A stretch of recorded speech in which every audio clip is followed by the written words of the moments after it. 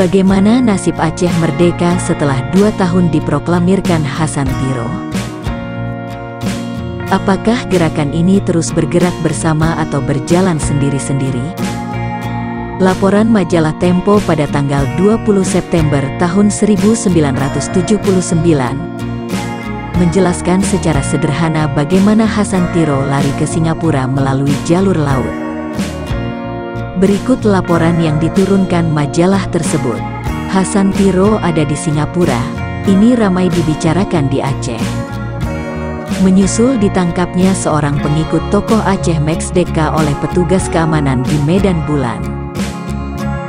Lalu, Yusuf Kumis, 40 tahun, semula dituduh mencuri sebuah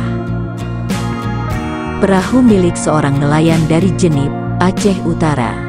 Tapi setelah diusut ternyata si Kumis mempergunakan perahu bernama Teruna berukuran 12 kali 6 kaki ini untuk membawa lari pimpinan Aceh Merdeka Hasan Tiro ke Singapura.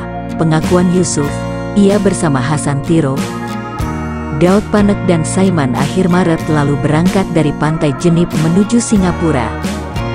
Perahu dengan mesin 40 PK serta bekal 2 drum bahan bakar untuk keperluan perjalanan panjang dimaksud. Demikian Aceh Merdeka awal. Bagaimana kini? Salam Sandawari.